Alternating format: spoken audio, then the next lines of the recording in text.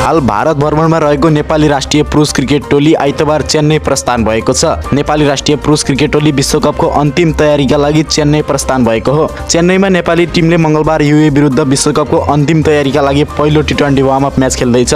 उक्त खेल मंगलबार बेलुका नेपाली समयअनुसार 5:15 सुरु हुनेछ।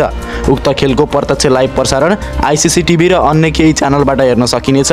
मंगलबार रहेको उक्त खेलमा नेपालले विश्वकपको ग्रुप डीमा रहेको युए विरुद्ध सामना गर्नेछ। टी20 विश्वकपमा नेपाल ग्रुप सीमा रहेको छ भने युए ग्रुप डीमा रहेको छ।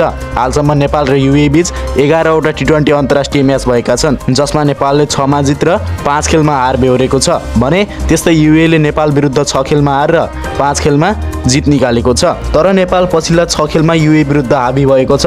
नेपालले ती 6 खेल मध्ये 4 खेलमा युएलाई हराएको छ। यी दुई टोली अन्तिम पटक आइसिसी टी20 विश्वकपको एसिया तथा इस्ट एसिया पेसिफिक छनौट प्रतियोगितामा आम्ने सामने भएका थिए। उक्त खेल निकै प्रतिस्पर्धात्मक रह्यो। उक्त खेलमा नेपाल 1 रनले विजयी भयो। उक्त खेलमा नेपालका टाइगर दिपेन्द्र सिंह एरीले उत्कृष्ट बलिङ प्रदर्शन गरे। त्यस्तै नेपाल मंगलबार पनि युए विरुद्ध लगातार जितको यात्रा कायम राख्न चाहन्छ र नेपाल हेड टु हेड नतिजामा अझै माथि उक्लिँदै नेपाल विश्वकप खेल्नको लागि तयार भएको पुष्टि गर्नेछ। त्यस्तै उता युए पनि मंगलबार नेपाल विरुद्ध उत्कृष्ट प्रदर्शन गर्दै टी20 विश्वकपको एसिया तथा इस्ट एसिया पेसिफिक क्वालिफायरमा पराजित गरेको नेपाल विरुद्ध बदला लिने दाउमा छ र साथै नेपाल विरुद्ध हेड टु हेड नतिजामा पनि बराबर गर्न चाहन्छ।